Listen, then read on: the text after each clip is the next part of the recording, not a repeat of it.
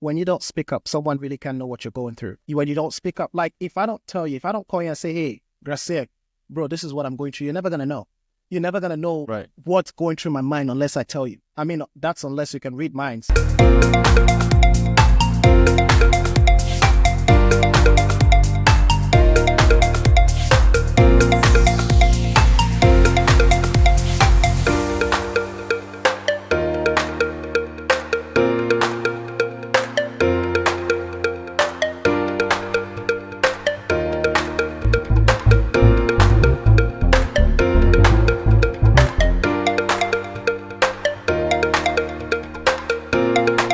All right, what's up, everyone? Welcome back to the OTG podcast.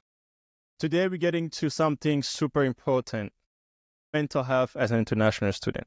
It's exciting, but let's be real. It also comes with a whole new set of challenges. You are in a new country, surrounded by different cultures, trying to figure out how things work, and at the same time, you're trying to build a future for yourself. So I figured, why not bring someone who actually knows what they're talking about? Sylvester D4 is with me today. Actually, he's a doctor to be. He's specializing in mental health, and he's got some real insight on how to handle all this. Sylvester, my guy, welcome to the podcast, man. Thank you. Thank you very much. So can you go ahead and introduce yourself and tell us a little bit about your journey, what got you into mental health, and why is this topic matters so much? Thank you very much, Gracian, founder and starter of OTG Podcast. I really do appreciate the opportunity to be here today, to be a guest on your podcast. I believe I'm the second guest, and third, right? So I really appreciate that opportunity. Well, as you rightly mentioned, my name is Sylvester, and I was an international student myself. I came to the United States 8 years ago, and I started off in Green Bay, Wisconsin, and I became a nurse. Just going through my own challenges as an international student. I also, eventually right now, I'm a nurse practitioner. And I know you mentioned that I'm a doctor to be. I just want to clarify that I am not a medical doctor. I'm about to do my PhD. And, that, of course, once I'm done, will qualify me to have the title of a doctor. But again, mental health has been something that I've been so passionate about right from being an international student until right up to 2021. When I lost my dad, that was when I actually developed much love for mental health. Like that was the icing on the cake as to me wanting to pursue a career in mental health. And so I really look forward to sharing my experiences today and different ways that we can use the resources around us to be able to combat our mental health, to be able to feel better, to be able to improve our mental health wellness. So I really appreciate the opportunity today. Oh, that's very good. Something really quick I wanted to add. Sylvester and I went to the same school. Yes. NWTC. So at the time, he was going for the nursing program, and then I was going for the civil engineering program. So that's how we met. That's right. very cool, man. So Thank you. moving to a new country is a big deal.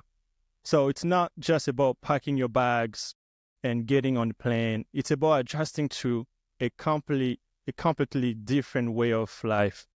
And then that comes with stress, homesickness, and sometimes loneliness. So let's think about this. What are some of the common mental health struggles international students face? Yeah, so I'm glad you actually did mention a few of those. One thing that they face, first of all, is the culture shock. And that culture shock eventually leads them into loneliness. They become homesick. It could eventually have them develop some anxiety, depression, and even just with all of that, they could also develop some academic pressure. Now, navigating through a new educational system in general could be very challenging for mental health, for international students. And even the language barriers, like all of these things could really enhance that loneliness, that depression, that feeling of maybe not even being wanted in the new environment. And so all of those things will contribute to the stress that an international student might face. Okay. So can you share a little bit about your story? How were you handling those stress when you were having those? Yeah. So I like to say one thing, which is talking about my story. Now, I came to the United States, just a little bit after I turned 19, actually. Yeah. And, growing back home in Africa now, there's one thing I like to emphasize on, which is the fact that we do not have a lot of mental health resources back in Africa in general, it's something that growing up, when we saw someone who might be going through a mental health challenge, we quote unquote categorize them as being crazy. But looking back at everything now that I've studied so far, I believe that there's a lot of work to be done to improve our mental health awareness back in our home countries in Africa. And so my own journey coming here, being someone who grew up, under the wing of my parents, I'll go to school, come back home, I have my siblings around me, and then you're taking this young guy and throwing him out into a whole different country. Of course, that was a culture shock. And so I'll tell you right now, I was devastated. A lot of people don't know this, but I was devastated. I remember starting off in Utah, being this lonely guy. Luckily enough for me, I actually met fellow Cameroonians in Utah who we actually bonded together. So that was good. That actually helped me. But then when I even moved to Green Bay, Wisconsin, I was alone. I had to navigate the school. I had to navigate the culture shock. In Utah had a different type of culture. Coming to Green Bay, they had a different type of culture. So I had to manage all of those. And so that alone, I remember going to the doctor one time and just talking to the doctor about, the challenges I was facing. And the doctor diagnosed me with depression. I'm like, depression? I was like, me, an African man, depressed? Nobody could believe, well, the doctor diagnosed me with depression. But, looking back at it right now, I'm like, I don't think that he should have really diagnosed me with depression per se, because I think that throwing a 19-year-old into a whole new country, that of course will cause a culture shock. You're gonna be lonely, you're gonna feel homesick and all of those things. And so, he prescribed me some medications, which I never took. And I just told myself that with time, I'm eventually gonna work through it. Just like I was definitely lonely, like everything, all the challenges I just mentioned earlier, being lonely, homesick, depressed, those were the feelings that I had. But I'm really glad about where I am today, because I've come to learn a lot of strategy. Not only I can put into practice if I feel these things, but I can also teach people. I can also teach different people, teach different students who are going through these things how to better, manage their mental health and, of course, improve their mental health wellness.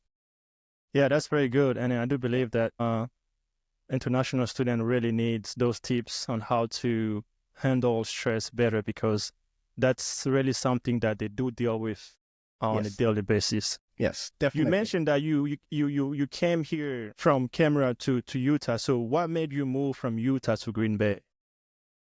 Actually, it was just school. You kind of know with the U.S. immigration system, especially for international students, whatever school that you apply to and that you get your I-20, according to the U.S. laws, you have to be in that school for at least a semester before you can transfer.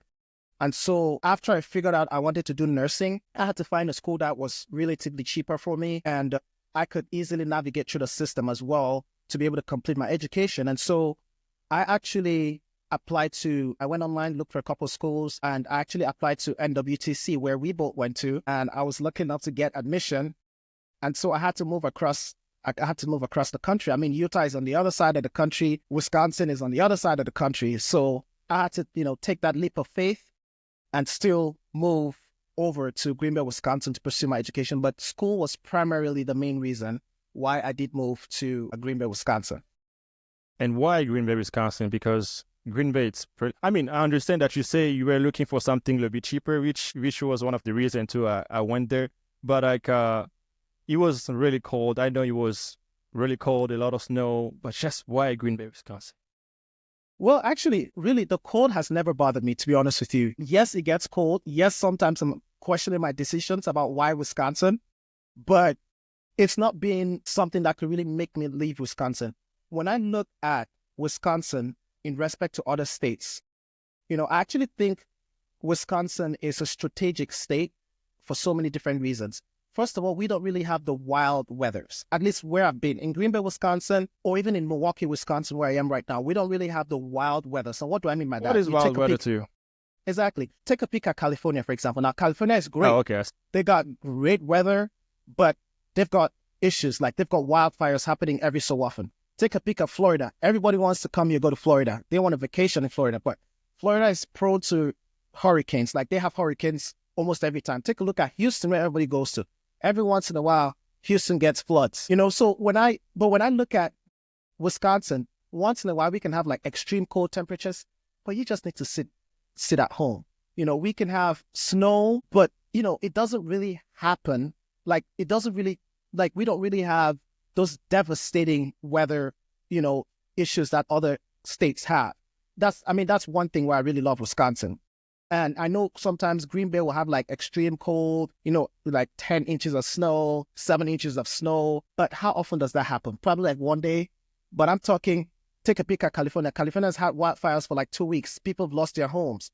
We don't really get those extreme temperatures in Wisconsin. That's actually one of the main reasons. But I've really found Wisconsin to be my home. Now, being in the US for 8+ years, I found Wisconsin to be my home. Like, everybody who asks me where am I from right now, if I got to refer to a US state, I'm from Wisconsin, because I just can't really see myself moving to another state. And so I just really love Wisconsin right now. I mean, the weather, I've got my jobs here. I'm going to school here. I'm going to be going to school here. I went to all my schools are here. So I just really love Wisconsin right now. It's going to take a lot for me to actually up and move to a different state. Hey, So. I lived in Wisconsin for a couple of years. And And when you you're left talking us. about, I left y'all guys because I was in Green Bay. You live in Milwaukee. Milwaukee and Green Bay, it's two different cities. Green Bay, Yeah. it's really, Yeah. really boring. Yeah, true. That's And actually then- why I moved. That's one of the reasons too. You get even more depressed because of it's boring. It's Yeah. cold, like Yeah. 8 months out of 12. Yeah. So it's Right. just those are the things that, like, for international student who reside in Green Bay goes Yeah. through. Definitely. Your definitely. case might be a little bit different because you travel a lot, and then you live in Milwaukee. Milwaukee, it's like I would say Milwaukee is like Atlanta-ish, right? So a little bit. Somewhat, you could say. I mean, you could I mean, say. it doesn't I get. really It want to doesn't. compare Wisconsin with Atlanta. I mean, Atlanta is, first of all, bigger. It's a metropolitan city. But, like, when you talk about Atlanta, like, Atlanta's got a lot more, I believe, like, a lot more diversity when it comes to Milwaukee. Now, Milwaukee is diverse, definitely, compared to other Wisconsin cities. Atlanta is a whole different ballgame. Like, Atlanta is on a different level, which is good. I actually moved from Green Bay down to Milwaukee because I wanted a little bit more diversity, like, even, being around a little bit more Cameroonians, because there's a much larger population of Cameroonians in Milwaukee, which, sometimes at the end of the month we do meet, and that also helps, to keep the community spirit. So that's a good pretty thing. good. And that's why I actually moved out here. Yeah. That's Yeah. one of the reasons why I like Milwaukee, because it's more diverse compared Yes. to Green Bay. But Yeah. let's go back in the topic. So, Yeah. do you think international students really struggle with mental health more, or do people just talk about it too much? I believe that's a tough one. But I'll tell you this. I don't think people are actually talking about mental health enough. Because, for one thing, especially international students coming from cultures where mental health is not really given so much attention, sometimes they might really be going through it, but they don't have the courage to talk about it. Now, I want to use this medium to talk about the fact that the very first step in fixing a problem is actually owning up to the problem. It's actually identifying the problem. So if you're going through it, but you can't really lay your hands on a problem, then it's very difficult to even try to develop a solution to fix that problem. And so, as an international student, I urge everybody who gets on this podcast, watches this video, it's okay to go through it. It's okay to have bad days. It's okay to come here and feel sad. It's okay. But what's important is ask for help, speak up, because it's only by doing that you're going to get the help that you need. And so I really wouldn't say that people are talking about mental health enough, because, trust me, there's still a lot of work to be done on mental health. And that's why I'm actually going to be researching in my PhD program that I'm going to be starting in the fall on mental health, on different mental health issues and best ways we can come up with interventions that can improve our mental health, not just for, people in the United States, but people around the world, focusing on international students as well who come here and have those issues. So I think that, international students go through these things, but depending on the culture that they come from, it's just very difficult for them to speak up. And I just really want to use this podcast to encourage people in general as well to always know that they are heard and they can speak up, because that is a very, very first step in fixing a problem, being able to identify the problem. You're right. As Yeah. you say, you got to make sure that you first identify the problem. But my brother, you and I, we're from Africa, right? So Yeah. about, like, depression wasn't something that when growing up, we've been through, right? Yeah, I never knew that So word until I moved here. exactly. Yeah. So for those for those international students who are moving in from Africa and coming here in US or any other country to go study, and then they get into depression, they're ashamed of or they're scared of going to look for help because they've never been through those kind of situations. What should they do when you feel like, oh, you don't need help, you're just gonna have to handle it by yourself? Then you end up like killing yourself or having some type of sickness from it. So what should I do for the people who like are scared of asking for help? Well, that's a difficult one. And why would I say that? Because when you don't speak up, someone really can know what you're going through. When you don't speak up, like if I don't tell you, if I don't call you and say, hey, Gracia, bro, this is what I'm going through, you're never going to know. You're never going to know what's going through my mind unless I tell you. I mean, that's unless you can read minds. I don't know if God gave you that gift, but I definitely can't read minds unless you tell me what you're feeling, right? And that's why, again, going back on what I just said in your previous question, the very first step is identifying the problem and speaking up. You see, mental health is a very complex topic that you need to be very meticulous. You need to be very particular in how you handle it. And it's different for everybody. Everybody is unique in what they might be going through. And so, for example, your reasons for being depressed, it's not going to be my reasons for being depressed. It's not going to be someone else's reason for being depressed. And so we all have to be able to say, that's the first thing. And that's why I keep saying that we come from a culture that we don't know about mental health. I didn't know about mental health. I didn't know about depression until I moved to the United States. I didn't know about it, but being educated on that right now, I'll say that the very first step again is just really to speak up. I'll encourage them to speak up. Like you can start with people that say you're comfortable with, like have that one friend that you can be like, bro, I'm feeling like this. And that one friend is probably going to tell you something that might make you find a solution, because it's one thing to identify the problem. It's one thing to know the resources that are available, and it's a total different thing to actually utilize the resources that are available for you. So that is where I'm actually trying to focus and bridge that gap between knowing the resources and being able to utilize the resources, because once you utilize those resources, that is already a step towards improving your mental wellness. Yeah. So talking about resources, yes. So what are the resources that are available for international students as far as mental health? Yeah, definitely. I know most schools, they actually do have a counseling department. That's where they can actually start. Now, as an international student, when you come to the United States, you definitely have, health insurance, international student health insurance, and that insurance covers a wide range of conditions, okay? Now, if you come here and you're going through those things, you can start by using the school counselor, talk to them. And then usually they'll be able to do a couple of sessions with you, and that will usually help you feel better. But if that doesn't work, book an appointment. You can go see a doctor. The doctor is going to refer you to a licensed professional counselor. But I really want to encourage that we should use these resources, because again, from where we're from, I know for sure that people don't even believe in counseling. That's one thing. Like people say, oh, I don't want to go tell my problems to somebody I don't know about, but we should remember that any counselor, we are bounded by a law called HIPAA. Now, I don't know if people are familiar with the law called HIPAA, but any healthcare provider in the United States is bounded by this HIPAA law, which pretty much focuses on patient confidentiality, meaning that if you're my patient and you come to see me and you tell me whatever might be bothering you, that law protects that information, meaning that your mom or your dad can call me and be like, what did my son come say? And then I'll be like, oh, your son told me he's so depressed, he's going through a hard time at school. Like, I cannot say those things. I cannot share any information with anybody who the patient does not authorize me to tell, or who is not a member of that patient's healthcare team. So that's very important, because a lot of us have this notion that if you come tell me your problems, I'm going to share it. Now, if I'm your doctor, if I'm your nurse practitioner, if I'm your counselor, by the HIPAA law of the United States, I am not supposed to share any information. That's something that I really want people to be aware about today as well.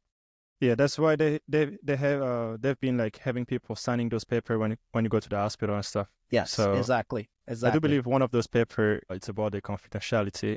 Yes. Where they're not going to share information unless you authorize them to. So yes, that's really good. And how does living in a new country affect your emotions? Does it push you to grow, or do you sometimes feel overwhelming? How do we balance these emotions? I mean, definitely. I'm really glad you mentioned this because what you just mentioned is what I go through every day. Now, no, for real, being in a new country, you're gonna go through that culture shock. You're gonna go through you're gonna go through the 5 stages of cross-cultural adjustment. You're definitely gonna go through that. The stage where you're excited, the stage where you start, kind of regretting your decision about moving to a new country. And eventually you're gonna accept that, hey, I'm here now and I gotta make myself better. I still feel those things some days. Some days I wish you could just, teleport me to Cameroon for 1 second and teleport me right back, just to have that feel of where I grew up. You know what I mean? But yeah, we go through these challenges. But somebody like me, my driving force every day with everything that I've done and everything that I'm still to do is waking up in the morning with the goal of making a difference in someone's life. That is my driving force. I mean, every day I get up in the morning, I tell myself, why am I doing what I'm doing? Why am I going to work? Why am I going to teach? Why am I going to do a PhD program? Why am I doing all these things? And when I search myself and really look at myself and be like, hey, what's going on? Why? I tell myself I do all these things because I want to make a difference in someone's life every day. And that alone is good enough driving force for me to do the things that I do. That is enough driving force for me to, to get up on the days that I'm sad, on the days that I'm down, on the days that I don't, want to even get out of bed. Those days I'm like, well, I need to get out of bed because if I want to make a difference in someone's life, I need to actually meet someone to make a difference in someone's life. Or I need to get up and do something, get on my computer, do something to make a difference in someone's life. And so that is my driving force. And I'd like to add that the United States, we are both here. It offers a wealth of opportunities, which I am so privileged to be part of today. And I am so privileged to be able to tap on those resources to be what I am today, being a psychiatric mental health nurse practitioner, going in for my PhD program. I'm very happy that I'm part of the United States right now, and to better people's lives both here in the United States and back in Cameroon and even in different parts of the world. And again, that is my driving force every day. Oh, that's pretty good. I'm very proud of you, man. I'm very proud of Thank you you. because Thank I you. know how we started. We started in the Yes. very bottom at NWTC, and then look at you, bro. But can you Well, I just wanted to come back to that question. How do you balance those emotions? Like as far as like for some people on the weekends they will go and have fun, or maybe they will be on the phone with families back home. But how do you balance them? I know you like to party sometime. I've seen my videos on social gosh, media. don't say that. well, I'm glad you asked that. So, in other words, you're asking me what I like to do for fun to create that balance in my life. So, Exactly. I mean, you've actually mentioned it. I think you know me so well. I'm glad you talked about that. There's one thing I really love to do, which is traveling. And I think you quite know how much I travel. I mean, every month, sometimes I travel like once or twice a month. And this is actually the first time I just got back from Cameroon in December. But, I was going to go somewhere in February, actually, but I'm going to be leaving for military training in March. So I just figured I should stick around until I get back from training. You But, didn't mention you were in the military, did you? well, yes, I joined the military. I did. Well, talking about that, thank you. Joining the military was my way of saying thank you to the United States for giving me all the opportunities that I've had so far. I'm someone who I appreciate every opportunity that I've ever had in my life. Anybody who does something for me, anywhere I get any support, I always, take it upon myself to really say thank you. And so with me being in the United States, being where I am today, I believe that serving in the strongest military in the world is my greatest honor to say thank you. Thank you very much, United States of America, and I'm proud to be here. To the question that you asked about how I do balance my life, I like to party. You know that. Mm-hmm. I But know that. yeah, I like to party for sure. And of course, I like to travel. Those are actually the main things that I like to do in my free time when I actually have like 4 or 5 days off.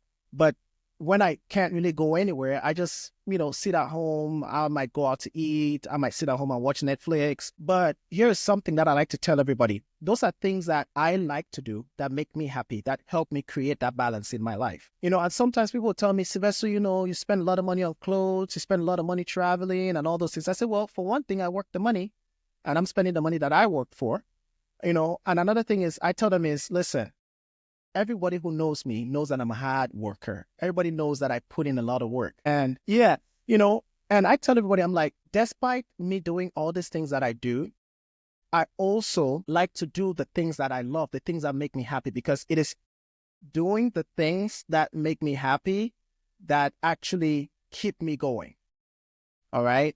It's doing the things that make me happy that actually keep me going. And so, I just love, I love traveling. I do all these things, and I'm very comfortable with that. Those are the things that help me create the balance. And I tell everybody, do what you love.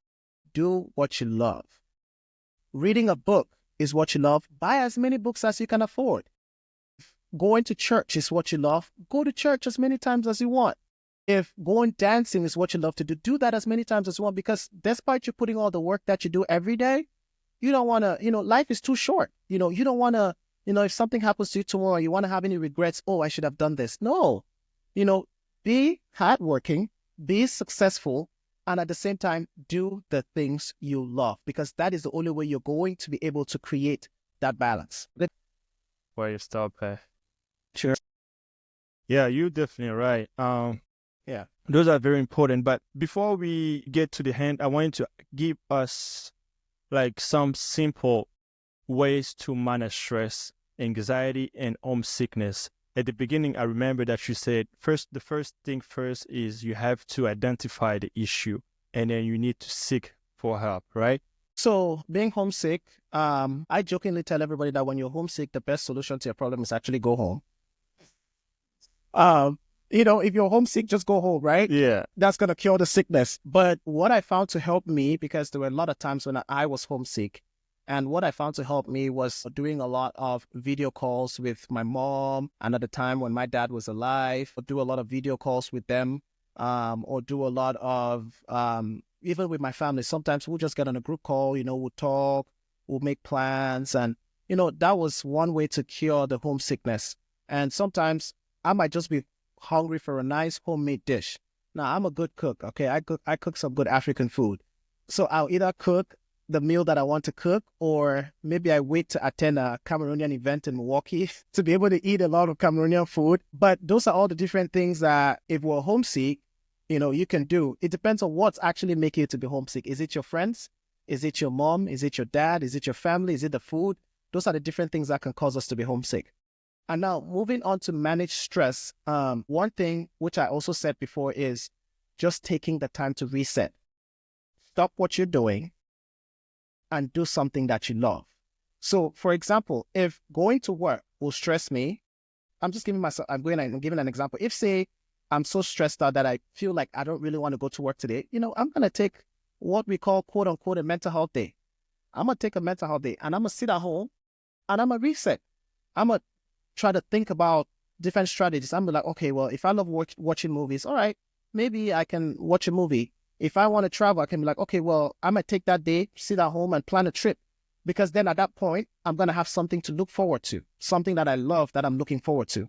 And, I know the next day I'm going to start working towards going on that trip. If, if I'm feeling anxious, I'm going to, first of all, take slow, deep breaths, to handle my immediate anxiety. And of course, find out again what the triggers are. Remember, I told you the very start of the podcast, identifying the problem. If something is causing me anxiety, well, what is that thing? How can I avoid that thing that's causing me anxiety? If I'm homesick because I miss my mom and dad, well, take up your phone and give them a video call. Or like I said, the best time is maybe if the semester is over and if you can go back home, be with your family. All of those things will help you reset. By the time you come back after that visit, you're going to be like, wow, I visited home. Now I feel great. Now I can move on. Now I can continue chasing my dreams. But then again, we found out what the issue is, which is you're homesick because you want to be with your family. So you just solve that problem. If you're anxious because you're around people, maybe take a step back, and, reset your life and then come back.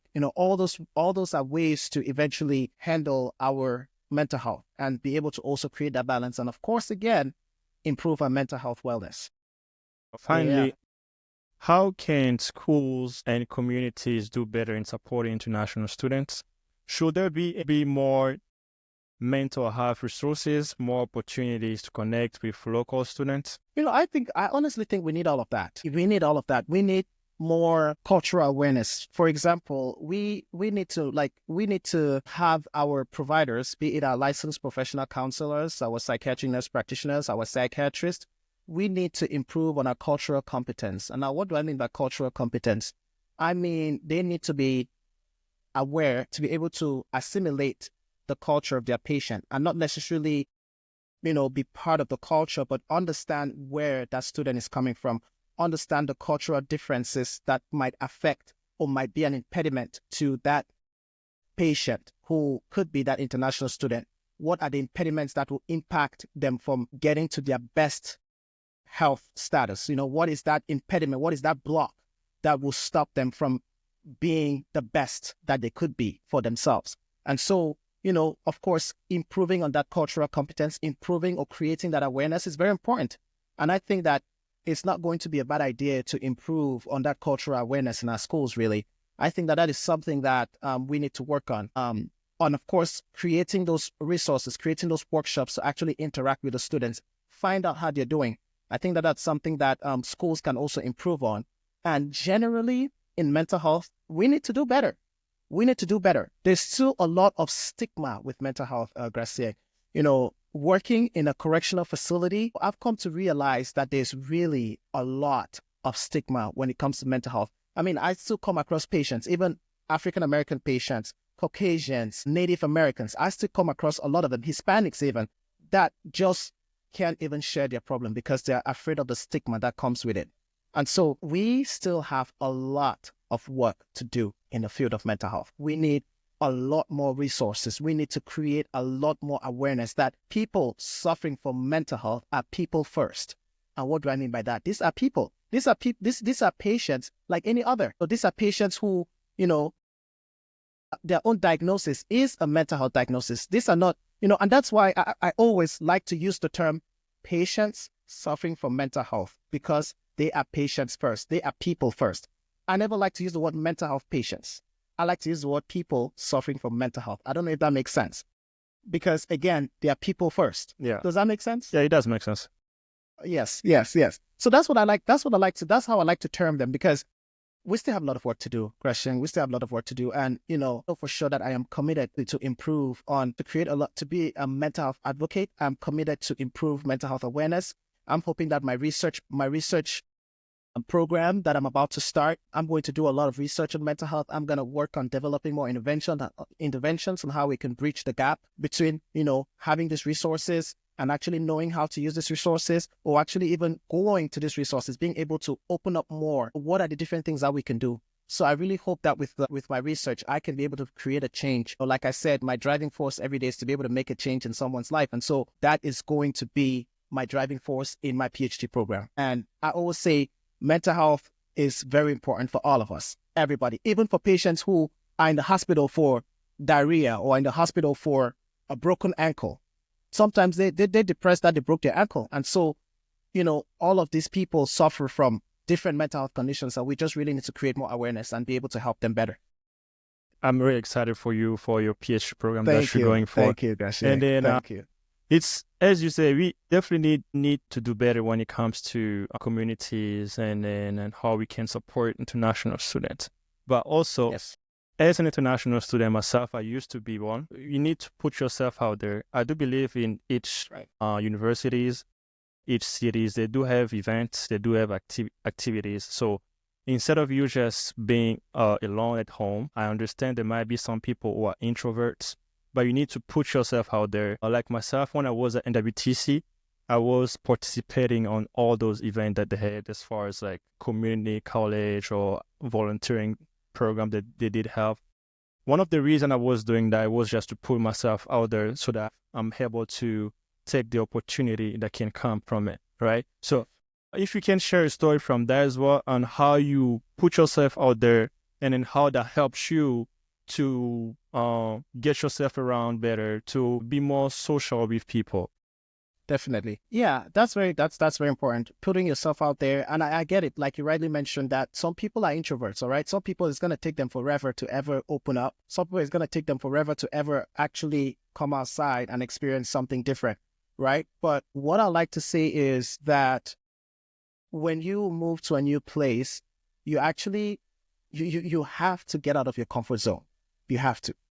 Getting out of your comfort zone, like it's very important, and like you rightly mentioned, putting yourself out there is going to build relationships. It's going to foster new relationships that will last you a lifetime. And it's also going to help you actually navigate through the cross-cultural adjustment stages, through the cross-cultural adjustment stages even better. Putting yourself out there is like, like you said, me, for example, when I was at NWTC, a lot of people actually know that I talk too much. I like to hang out. I'm very social. To be honest, Gracia, I really am not social. My brother can tell you I'm a very shy person sometimes. I'm being honest. But no, I'm serious. I know you don't believe that.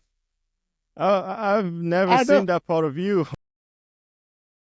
I know nobody believes that, but I know I'm being serious. Maybe you think you're not. No, I'm being serious. Like I say, I'm a very shy person. Like no, I'm being serious. Like you don't know me as a shy person. That's because I come out of my comfort zone. I'm being honest. I'm a very shy person. Like hey, it's gonna take me. I don't know about that. No, it's because of the way I come out. Like it's because of the way I come off. But you've always been like that though. Like yeah, you've never been shy. I come off strong and bold. That's the thing with me. I come off strong and bold. Like I got a plan. But I'm telling you, before I get there, I've thought about